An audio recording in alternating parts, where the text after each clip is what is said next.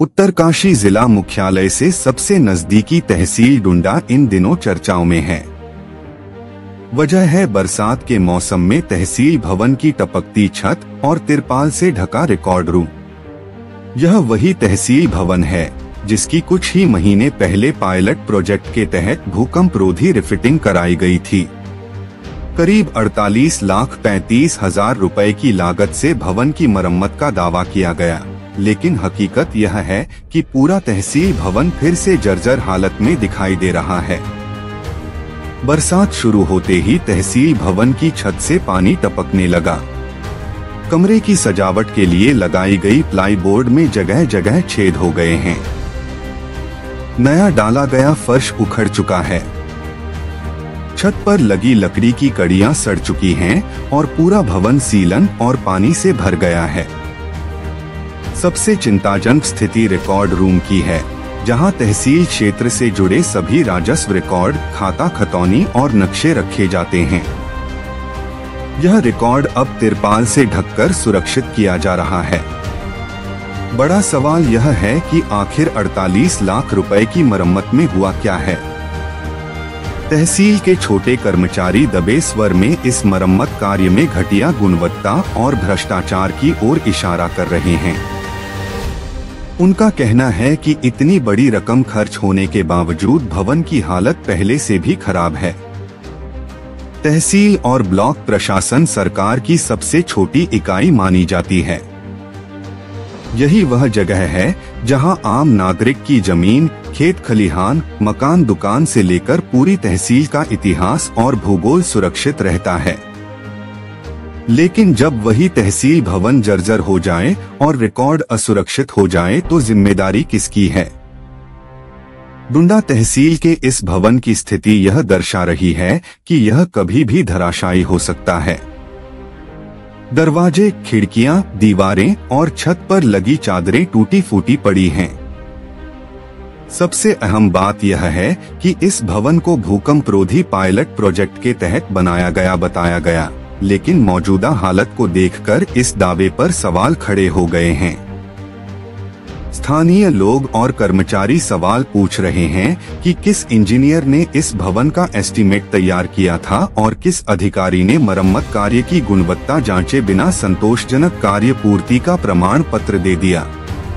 मरम्मत कार्य कुछ ही महीनों में टूटने फूटने लगा है, जिससे साफ है कि इसमें भारी लापरवाही और भ्रष्टाचार की गुंजाइश है। तहसील भवन में काम करने वाले पटवारी, कानूनगो, तहसीलदार और एसडीएम तक रोज इसी भवन में बैठते हैं, फिर भी जर्जर हालत पर किसी की नजर क्यों नहीं गई? या फिर जानबूझकर इसे अनदेखा किया गया? जिम्मेदार अधिकारियों का कहना है कि अगर इस भवन को लेकर शिकायत आती है तो जांच कराई जाएगी। लेकिन बड़ा सवाल यह है कि जब सारा सच खुद भवन की दीवारें और छत बयां कर रही हैं, तो क्या जांच के इंतजार में तहसील भवन को पूरी तरह बर्बाद होने दिया जाएगा? यह मामला सिर्फ एक भवन की मरम्मत का नहीं है, बल्कि सरकारी कार्यों में पारदर्शिता और जनता के टैक्स के पैसे की जिम्मेदारी का है। अब देखना यह होगा कि डुंडा तहसील भवन की मरम्मत घोटाले की जांच किस स्तर तक जाती है और दोषियों पर कार्रवाई होती है या नहीं। देखिए, ये डुंडा ब्लॉक की जो तहसील भवन है, इसमें मैं अभी आया हूँ और वास्तव में मुझे जो यहाँ बोर्ड में देखने को मिला कि 48 लाख की लागत से 48 लाख में तो नई बिल्डिंग बन जाती है, वो भी पक्की बिल्डिंग।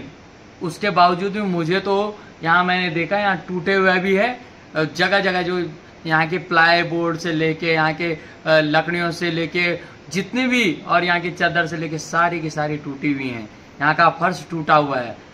इसमें मुझे तो ये प्रतीत होता है कि ये भाजपा की जो ये सरकार है, इस सरकार में जो विभागों के लिए जो काम दिया जा रहा है वो काम किस तरीके से दिया जा रहा है। और इस तहसील भवन में तहसीलदार भी यहाँ बैठते हैं और जिले के उप जिलाधिकारी भी यहाँ बैठते हैं, कानून गो यहाँ बैठते हैं, पटवारी यहाँ बैठते हैं। उन्होंने कैसे और किस प्रकार से इस लागत से जो ये निर्मित हुआ है इसका सर्टिफिकेट दिया, ये सवाल उन पर भी प्रश्न चिन्ह खड़ा करता है और उस विभाग पर भी प्रश्न चिन्ह खड़ा करता है जिस विभाग ने इस काम को करवाया है।